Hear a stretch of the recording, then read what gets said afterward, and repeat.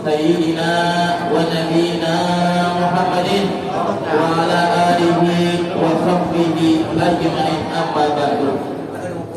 Faqad qala Allah ta'ala fil Qur'anil Karim wa huwa asdaqul qailin. Qul bi fadlillahi wa bi rahmatihi fa bidzalika falyafrahu huwa khairun mimma yajma'un. Wa qala alaihi salatu wassalam, la yu'minu ahadukum hatta akuna ahabba ilaihi min walidihi wa walidihi wa nasi ajma'in. Sadaqallah wa sadaqa Rasulullah sallallahu alaihi wa alihi wasallam. Yang saya hormati para asatidz, para alim ulama, para sepuh, para tokoh masyarakat, dan adik-adikku wabil khusus Tuhan yang Bapak Iswati, semoga Allah memberikan kesehatan, panjang umur, amin ya rabbal alamin. Bikin gereja, kalau di gereja agamanya Nasrani.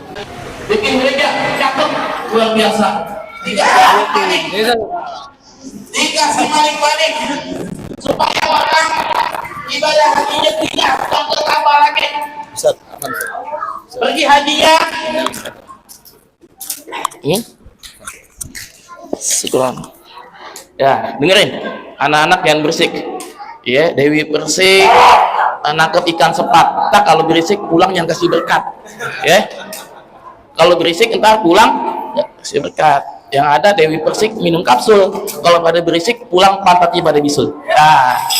Dengerin, ya. Ini sejarah nih, sejarah agar kalian makin cinta kepada Nabi Muhammad. Ya, kenapa kita ngadain maulid? Ada dasarnya. Jadi ngadain maulid ada dasarnya. Yang pertama sejarah. Yang kedua entar hadis firman. Ayat Quran. Surat Yunus ayat 57. Yang ketiga hadis Nabi. Jadi kita bikin maulid ada dasar hukumnya.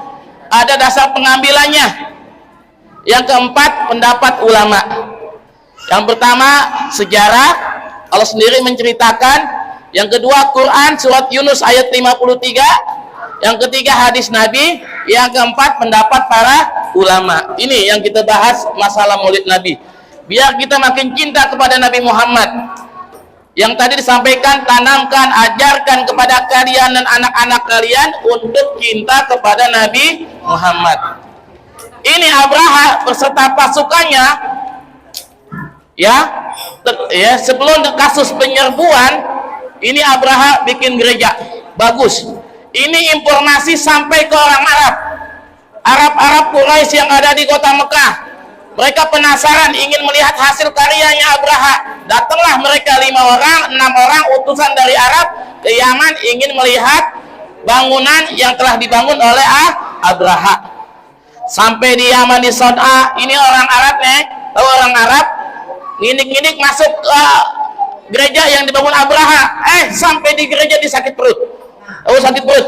Mungkin bis ngerujak,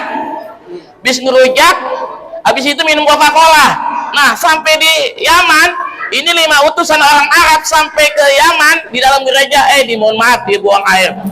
Dia buang air besar, berak di dalamnya.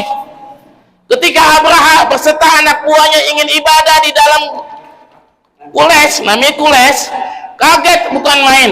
Ternyata isinya kules, gereja yang dibangun Abraha isinya kotoran manusia. Siapa nih yang berani buang hajat di sini? Nah, dapat diselidikin, ternyata yang buang hajat ada utusan dari orang Arab. Abraha nggak terima. Ayo besok kita serbu Ka'bah, kita datangi Mekah, kita hancurkan Ka'bah. Maka Abraha udah dulu, bentar. Iklan dulu sebentar.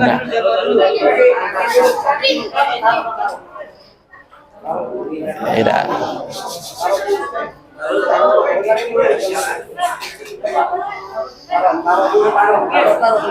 Ya taruh dulu. Bentar, masalah berkat enak.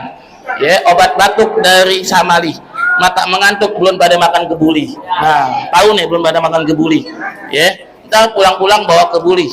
Ya, namanya ayam pitik, dimakan tikus, dibawa ke loteng. Ambil plastik, bungkus teng-teng. Nah, begitu. Oke, lanjut.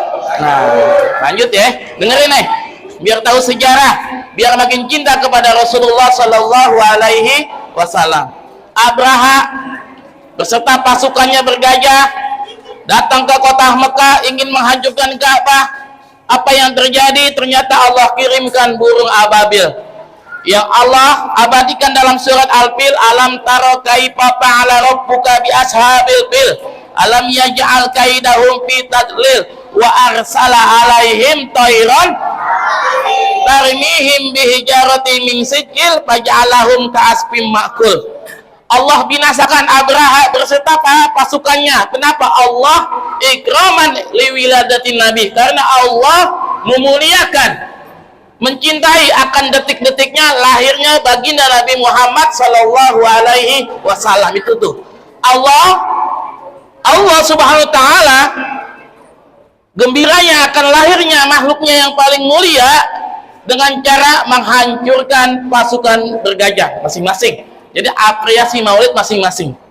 Yang kedua, ketika Nabi lahir, tahu Nabi lahir itu pamannya Nabi Abu Lahab. Tahu Abu Lahab?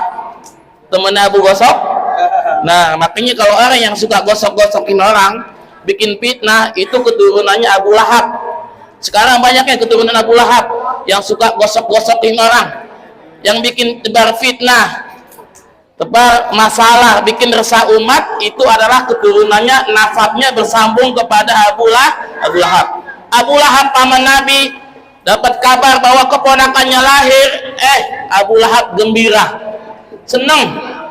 Lalu budaknya yang bernama Suwaibatul Aslamiyah dimerdekakan. Nah, Abu Lahab yang senang dengan lahirnya Nabi, dengan cara membebaskan budaknya, ini setiap hari Senin mulai maghrib, Abu Lahab sampai malam Selasa maghrib istirahat, nggak dapat siksaan dari Allah Ta'ala. Kuburannya dikasih kopi, teh, AC. Besok malam Selasa digebukin lagi. Setiap hari Senin Abu Lahab mulai malam Senin sampai malam Selasa dapat keringanan dari Allah Subhanahu. Apa dasarnya? Karena Abu Lahab senang lahirnya Nabi Muhammad. Walaupun dia gak beriman kepada Allah, tapi senang. Kafir senang dengan Nabi Muhammad, ada manfaatnya gak? Ada. Apalagi kita nih, dari lahir Islam, bapak kita Islam, nenek kita Islam, datuk kita Islam. Malam Senin perayaan Maulid kita hadir, cinta kepada Nabi Muhammad. Kira-kira kalau mati digebukin apa kagak? Selamat, baik di dunia maupun di apa sebabnya? Karena kita cinta kepada baginda Nabi Muhammad. Manfaat baik buat orang kafir maupun orang Islam. Kafir aja selamat satu hari, apalagi kita yang Islam dari mulai Senin sampai ketemu Senin lagi terus sampai hari kiamat. Karena cinta kepada Nabi Muhammad, kita akan selamat. Coba si Mumun ame si Udin, tahu Udin? Ya, si Udin kakinya keinjak ame si Mumun. Kira-kira si Udin marah gak? Enggak, karena Udin senang walaupun si Udin diinjak kakinya ame Mumun. Kenapa? Karena Udin cinta kepada Mumun. Begitu pula juga kita nih. Kita banyak dosa, banyak maksiat, tapi cinta kepada Rasulullah. Kita berbuat salah sama Allah Ta'ala, bermaksiat kepada Allah Ta'ala. Kadang-kadang kita sedikit melanggar syariat Nabi Muhammad. Karena di hati kita ada cinta Nabi Muhammad. Kira-kira kita dapat syafaat gak? Dapat. Apa dasarnya? Karena kita cinta kepada Nabi. Kalau kita cinta kepada Nabi Muhammad, kita akan bersama Nabi Muhammad. Dalam satu riwayat ada namanya orang Badui. Tahu orang Badui? Orang pegunungan. Dia Badui masuk masjid. Nabi lagi khotbah, tiba-tiba nunjuk. Ya Rasulullah, mata sah. Ya Nabi Muhammad, kapan hari kiamat? Ditanya hari kiamat kapan ya? Ada yang tahu kapan hari kiamat? Ada yang tahu hari kiamat? Katanya sih hari Jumat. Hari kiamat itu hari Jumat. Kapan waktunya? Nggak tahu dah. Ya. Nabi lanjutin khutbah. Lagi khutbah ditanya ame Badui, maklum orang Badui, orang gunung, ya ditanya, ya Muhammad, mata sa'ah, kapan hari kiamat? Selesai khutbah, Nabi temuin lagi tuh orang tadi, orang Badui. Nabi balik tanya lagi, ma'adalah, apa yang ente siapin untuk hari kiamat? Ente udah berani-berani nanya kapan hari kiamat, Nabi balik lagi, bekal apa yang kau siapkan untuk menghadapi datangnya hari kiamat? Nabi cerdas nih, ketika ditanya hari kiamat kapan, Nabi balik tanya lagi, ma'adalah, apa yang kau siapkan untuk menyambut datangnya hari kiamat? Coba kalian, kalau besok hari kiamat, modal kalian untuk hari kiamat apaan? HP? Nah, enggak. Temen? Enggak. Kata si Badui, ma'adatulaha bikafeti minas sholat wassaum wassodaqoh walakin uhibbullaha wa rasulah. Ya Nabi Muhammad, aku tidak mempersiapkan bekal hari kiamat, banyaknya sholat sunnah, banyaknya puasa sunnah, banyaknya sodako. Ingat, akan tetapi aku cinta kepada Allah dan cinta kepada engkau Nabi Muhammad. Itulah bekal aku untuk menghadapi hari kiamat. Kata Nabi, anta ma'aman ahbabta, entar di hari kiamat engkau bersama orang yang engkau cintai. Siapa yang kau cintai adalah Nabi Muhammad. Kalau kita cinta kepada Nabi Muhammad, kita akan dikumpulkan bersama dengan Nabi Muhammad. Pengen kumpul sama Nabi Muhammad? Pengen? Ya, pengen dong. Ya, jika ada tuh lagunya ya, ada lagunya gini.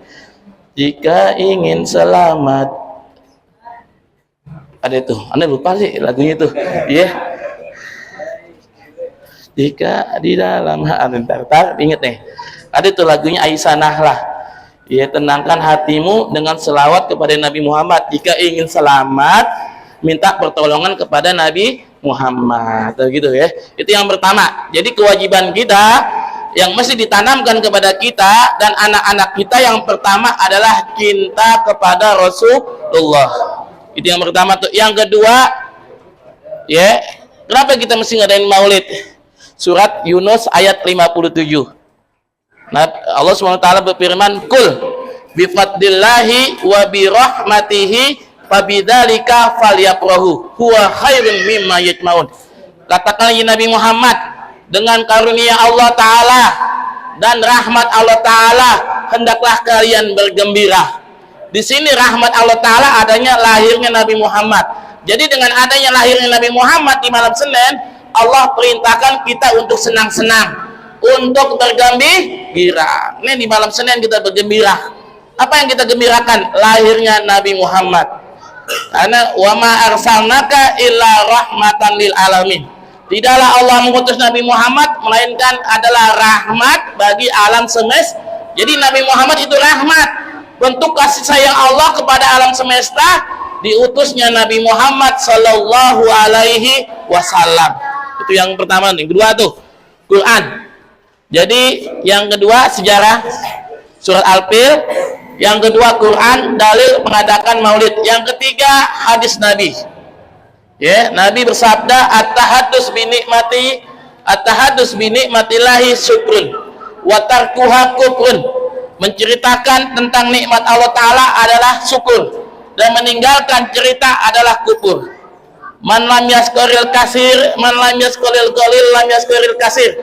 Orang yang tidak bersyukur terhadap barang yang sedikit, pasti dia tidak akan bersyukur terhadap barang yang banyak.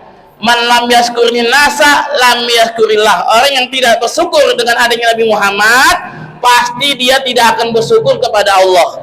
Sebagai ungkapan syukur kita kepada Allah, kita bergembira, bersenang-senang, bersyukur kepada Allah Ta'ala dengan adanya Nabi Muhammad. Nah, dengan kita bersyukur kepada Nabi Muhammad, kita merayakan maulid Nabi Muhammad, kita berkumpul bersilaturahmi, al-jama'atu rahmatun, dengan kita berkumpul dapat rahmat, adalah ungkapan syukur kita, terima kasih kita kepada Allah Subhanahu wa Ta'ala. Itu yang pertama tuh. Jadi kewajiban kita, adab kita yang mesti kita tanamkan yang pertama adalah cinta kepada Nabi. Itu yang pertama. Ingetin. Yang pertama adalah cinta kepada Nabi Muhammad. Cinta udah. Kalau udah cinta, ya Allah, kesalahan kita dimaafin Allah Ta'ala. Ya, kesalahan kita, laulaka ma khalaqtul akhlaq. Kalau bukan Nabi Muhammad, Allah tidak menciptakan surga dan neraka. Jadi boleh aja orang yang banyak salahnya karena cinta kepada Nabi Muhammad, boleh gak dimasukin surga? Boleh. Surga Allah ciptakan karena Nabi Muhammad, neraka Allah ciptakan karena Nabi Muhammad. Orang yang gak senang dengan Nabi Muhammad, yang ada syukurnya kepada Nabi Muhammad, boleh aja Allah masukin neraka. Boleh gak? Boleh. Orang surga, neraka Allah ciptakan karena Nabi Muhammad. Ya, itu yang pertama tuh, cinta kepada Nabi Muhammad. Coba anak-anak seneng gak sama Nabi Muhammad? Pengen gak mimpi ketemu Nabi Muhammad? Nah, yang pertama kalian mesti ngaji, ya. Jadi anak yang soleh, ya. Doain orang tuanya kan nih? Doain nggak? Doain orang tuanya, ya, biar jadi anak yang itu yang pertama, cinta kepada Nabi Muhammad. Yang kedua apa kata Nabi? Wa hubbu ahli baiti, cinta kepada keluarga Nabi. Sekarang keluarga Nabi nih habaib jadi bulan-bulanan. Habaib sekarang jadi bulan-bulanan keluarga Nabi. Juriya Nabi, keturunan Nabi. Jadi fitnah. Bahkan mereka ada yang membatalkan nasabnya, ada yang nggak percaya dengan nasab Nabi Muhammad, keturunan Nabi Muhammad, bahwa habaib adalah bukan keturunan Nabi Muhammad. Bahkan mereka berfatwa, saya yakin dengan seyakin-yakinnya bahwa Ba'alawi habaib bukan keturunan Nabi Muhammad. Ini orang goblok kasih fatwa, yang ada agama rusak. Jadi agama rusak sama 3 orang nih. Apa tuh salah satu rusaknya agama Islam oleh 3 oknum. Agama rusak, hancur, dinistai oleh 3 oknum. Yang pertama, fakihun fajirun, orang yang ngerti agama tapi melakukan perbuatan dosa. Itu yang pertama tuh. Yang kedua, wa imamun jahilun, pemimpin yang zalim. Kita lihat ya pemimpin kita nih, ya, bisa merubah seenaknya aja. Hukum bisa dirubah, undang-undang bisa dirubah seenaknya. Yang penting bapak berkuasa, anak seenaknya. Itu yang kedua tuh. Agama jadi rusak nih. Nih yang ketiga nih, wa mujtahidun jahilun, orang bodoh kasih fatwa. Banyak orang bodoh kasih fatwa. Orang nggak belajar agama, orang nggak ngaji, tahu mau statement dalil, nggak ada landasan hukumnya. Nah, mereka adalah perusak agama. Banyak nggak sekarang? Banyak. Masjid fatwa, orang yang ahli ekonomi ngomong agama, orang yang ahli politik ngomong agama, orang yang ahli dalam olahraga ngomong agama. Yang ada agama jadi rusak. Mereka adalah perusak agama. Kita nggak tahu backgroundnya, belajar di mana, ngaji di mana, gurunya siapa, tak tahu ngasih fatwa. Saya dengan seyakin-yakinnya bahwa habaib adalah bukan juriya Nabi. Padahal udah jelas tuh. Mereka nasabnya bersambung kepada Ubaidillah bin Alwi sampai ke Rasulullah Sallallahu Alaihi Wasallam. Jadi yang kedua, cinta kepada juriya Nabi. Siapa juriya Nabi? Yang ada pada saat ini, yaitu para habaib. Mereka datang asalnya dari Irak, pindah ke Yaman. Kemudian mereka beranak pinak. Mereka datang ke Indonesia bukan untuk menjajah. Para habaib datang untuk menjajah. Mereka menyebarkan agama bermazhab Imam Syafi'i. Masuknya Islam bukan dari India, masuknya Islam dari Yaman, Hadramut. Seandainya kata masuknya Islam dari India, dari Gujarat, mazhab kita sama dengan mazhab India. Imam Hanafi di India, Pakistan, mereka bermazhab Imam Hanafi. Sedangkan di Hadramut, Yaman, mereka bermazhab Imam Syafi'i. Nah, coba di Indonesia nih, mazhabnya Imam Hanafi apa Imam Syafi'i? Syafi'i. Siapa yang bawa? Para habaib, bukan dari India. Yang habaib nasabnya sampai ke Rasulullah Sallallahu Alaihi Wasallam. Jadi yang pertama, cinta kepada Nabi Muhammad, cinta kepada keluarga Nabi Muhammad. Apa untung cinta kepada Nabi Muhammad? Ada jaminan masuk surga. Pengen masuk surga? Nah, udah cuma cinta doang. Cinta ke Nabi masuk surga, cinta kepada keluarga Nabi juga masuk surga. Kata Nabi, awwalu man yadkhulul jannata ana, orang yang pertama kali masuk surga Nabi Muhammad. Jadi orang yang pertama masuk surga siapa? Nabi Muhammad masuk surga nomor 1. Nomor 2 siapa? Summa Fatimah. Kemudian Fatimah masuk surga. Summa Ali masuk surga. Summa Hasan wal Husain. Kemudian anak dari Fatimah Sayyidina Ali siapa? Hasan dan Summa zuriyatuhuma. Kemudian anak keturunan Hasan dan Husain, para habaib. Summa man ahabbahum. Kemudian berikutnya orang-orang yang mencintai mereka masuk surga juga. Kita semua yang cinta kepada para habaib juriya Nabi udah ada jaminan masuk surga. Alhamdulillah. Nah, itu kalau kita cinta.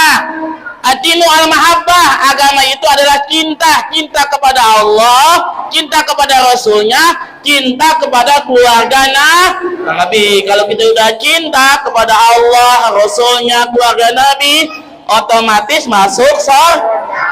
Nah, yang benci gimana yang benci? Surga gak? Lau anna rajulan sholah wa qoma baina rukni wal maqam pamata ala bukdi ali Muhammad dahwalanna. Ada orang rajin sholat tunggang-tungging, haji tiap bulan, tiap tahun, umroh tiap bulan, puasanya rajin, tapi dia mati benci sama juriya Nabi, sama para habaib, dahwalanna, masuk neraka. Kira-kira manfaat gak ibadahnya? Manfaat gak hajinya? Manfaat umrohnya enggak? Manfaat gak sedekahnya? Enggak. Kenapa? Ketika dia mati, di hatinya ada kebencian kepada juriya Nabi, para habaib. Orang yang benci dengan para habaib, walaupun dia sholat, jidatnya hampir hitam, lututnya hitam, kemudian dia haji tiap tahun, umroh tiap bulan, ya, dia mati dalam keadaan benci kepada juriyah Nabi, para habaib, dahwalanna, udah diponis masuk neraka. Nah, coba ditanya, pengen masuk surga apa masuk neraka? Surga. Nah, orang pintar surga. Kalau mau masuk neraka silakin dah tuh, silakan ikutin imat, silakan ikutin Roma Irama nyanyi, silakan ikutin Gus Pleret, silakan ikutin yang lain-lain tuh yang benci kepada juriyah Nabi, silakan, nggak apa-apa. Gue nih, saya ya nggak apa-apa, dikatain budak Yaman nggak apa-apa, yang penting masuk surga, nggak apa-apa mau dikatain budak deh. Ya, Imam Ali, ana abdu man alamani harfan wahidan. Imam Ali, saya budak orang yang mengajarkan satu huruf. Saya adalah budak hamba orang yang mengajarkan satu huruf. Jadi kalau kita belajar sama guru kita dianggap budak nggak apa-apa. Kalau kita ngabdi nggak apa-apa. Ya, kata Ali, saya adalah budak orang yang mengajarkan satu huruf kepada saya. Nah, kalian belajar Ustaz Agus Jainal, kata Imam Ali, orang yang belajar sama gurunya itu laksana budak. Setelah gurunya, mau digebuk, mau disabet, yang penting anak jadi pintar. Jadi masalah, ya. Yang penting selamat. Alhamdulillah. Yang pertama, cinta kepada Nabi Muhammad, cinta kepada keluarga Nabi Muhammad. Yang ketiga, wa qiraatul Quran. Baca Al-Quran, belajar Al-Quran, belajar nih, ya. Mumpung ada Ustaz Agus Jainal, ya, beliau habis hafal Quran. Orang yang hafal Quran jarang, ya. Belajar Quran, ngaji Quran, baca Quran. Jadikan rumah-rumah kalian untuk selalu baca Quran. Abdullu amali ummati qiraatul Quran. Ibadah yang paling utama umatku adalah membaca Al-Quran. Iqra'ul Quran fa innahu ya'ti yaumal qiyamah safiyan ahlihi. Bacalah Quran, kelak hari kiamat Quran akan menuntun kalian ke dalam surganya Allah Subhanahu wa taala. Wa hamal Quran ma'an biyahi wasbiyahi yaumal qiyamah. Orang yang baca Quran, mengamalkan Quran, yang hafal Quran, ntar dikumpulin bersama para nabi dan para wali-walinya dari kiamat. Nih, Ustaz Agus Jainal nih, ntar kumpulnya bukan nama Roma Irama, kumpulnya dengan Nabi Adam, dengan Nabi Idris, sampai Nabi Isa dan Nabi Muhammad pada hari kiamat. Alhamdulillah. Pengen kumpul sama Roma Irama, nyanyi di neraka, judi, pet. Nah, mau? Nah, udah. Jadi yang tiga tuh, diamalin ya. Yang pertama, cinta kepada Rasulullah, cinta kepada keluarga Nabi, dan baca Al-Quran. 3 ya. Nih, selamat nih. 3 kita amalin, pasti masuk surga. Nah sekarang itu hadis Nabi. Yang berikutnya ada 7 lagi nih. Boleh saya ngeluarin 2 hadis saja dah. Ya, yang pertama nih sab'atun, biar kaliannya biar semangat ngajinya. Sab'atun yudilluhumullahu fi dhillihi yauma la dhilla illa dhilluh. Ada 7 golongan manusia di hari kiamat, mereka mendapat naungan Allah. Di mana manusia pada kepanasan, ini 7 golongan manusia dapat naungan perlindungan dari Allah Subhanahu wa ta'ala. Yang pertama, imamun adilun, pemimpin yang adil, ya. Pemimpin yang adil nih. Kita doakan ya ketua DKM kita yang adil, Bapak Yuswardi, ya Pak RT, biar jadi yang adil. Insya Allah kelak di hari kiamat mendapat naungan dari Allah Subhanahu. Yang kedua, sabun nasapi ibadatillah, pemuda yang rajin beribadah kepada Allah. Nah, kalian rajin nih, rajin sholat, rajin ngaji, bakti sama orang tua, rajin ibadah semuanya. Entar di hari kiamat dapat naungan dari Allah Subhanahu wa ta'ala. 2 tuh. Yang ketiga, ya, rajulun qalbuhu mu'allaqun bil masjid, orang yang hatinya selalu berkait dengan masjid. Johor ke masjid, asar ke masjid, maghrib ke masjid, isya ke masjid, subuh ke masjid. Nah, orang yang begitu ijaraitu rajulan ya'tadul masjid ishadu annahu mu'minun. Jika kalian lihat orang rajin ke masjid, saksikan bahwa orang tersebut adalah orang iman yang sejati. Jadi kalau orang rajin ke masjid, jangan dipanggil cicak masjid. Ya, ada orang rajin ke masjid nih, ya jangan cicak masjid, langgar masjid, jangan. Ya, jangan. Itu adalah orang yang beriman. Innallaha yasiful bala man min ummaril masjid. Allah akan menghindarkan segala bala yang turun di dunia dengan sebab orang-orang yang suka memakmurkan masjid. Jadi orang-orang yang di sekitar masjidnya beruntung, mereka terhindar dari bala musibah dengan sebab-sebab orang-orang yang suka memakmurkan masjid. Dengan sebab ada orang yang memakmurkan masjid, semua bala malapetaka diangkat oleh Allah Subhanahu wa ta'ala. Itu yang ketiga tuh. Yang pertama, pemimpin yang adil.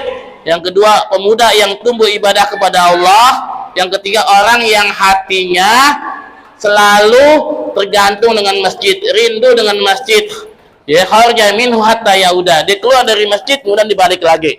Habis johor dikeluar, ya, asar dibalik lagi. Habis asar dikeluar, selesai salat asar, maghrib dibalik lagi. Habis maghrib dia nggak keluar, menghidupkan antara maghrib sama isya dia keluar, subuh dia balik lagi. Orang yang begitu tuh ntar di hari kiamat dapat perlindungan dari Allah Subhanahu wa ta'ala, yang pada saat itu manusia mandi dengan keringatnya. Orang yang memampukan masjid, dia tidak mandi dengan keringatnya, dia berada dalam perlindungan Allah Subhanahu wa ta'ala. Itu yang ketiga. Yang keempat, rajulani tahabba billah ijtama alaihi wa tafarraqa alaihi. Ada 2 orang yang saling mencintai. Dia cinta karena Allah, dia berpisah juga karena Allah. Yang kelima, rajulun fi khalwatin fapadat ainahu, laki-laki yang lagi menyendiri di malam, dibangun tuh 2/3 malam, kemudian dia tahajud, dia teringat dengan dosa-dosanya, dia istighfar, dia meneteskan air matanya. Itu laki-laki tersebut kelak di hari kiamat mendapat perlindungan Allah Subhanahu wa ta'ala. Itu yang kelima. Yang keenam, nih pemuda nih, rajulun datu imratin datu malin wal mansibin, ya, pada ila nafsiha faqala ini ahbullah rabbil alamin. Seseorang pemuda diajak oleh perempuan yang cantik, kaya, untuk berbuat mesum. Kira-kira mau nggak pacaran? Dia nolak nih, dia berduaan di kamar, dikunci. Ya, ke Nabi Allah Yusuf alaihissalam, ketika Nabi Yusuf dipanggil oleh Julaiha, kemudian Nabi Yusuf dikunci pintunya. Julaiha pakai pakaian tipis, tapi apa yang terlihat dari Nabi Yusuf? Ini ahbullah rabbil alamin, saya takut kepada Allah.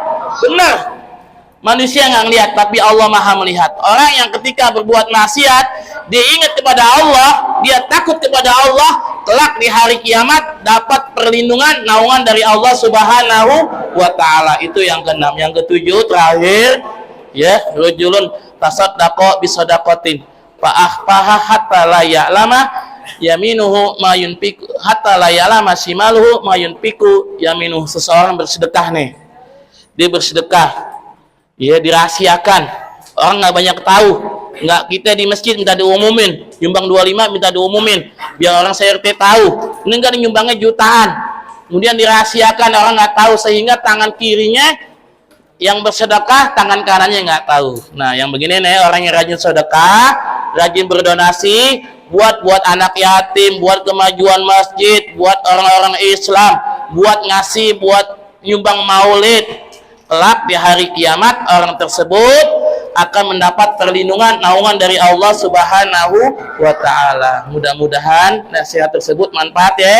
Ya, yang pertama cinta kepada Allah, cinta kepada keluarga Nabi, baca Quran, belajar Quran, rajin ke masjid, rajin beribadah, rajin bersedekah, itu semua manfaat buat kita semua. Ini saja yang dapat saya sampaikan. Kalau ada jarum yang patah, jangan disimpan di dalam peti. Kalau memang ada kata-kata saya yang salah, tolong Pak RT, Pak DKM jangan laporin polisi.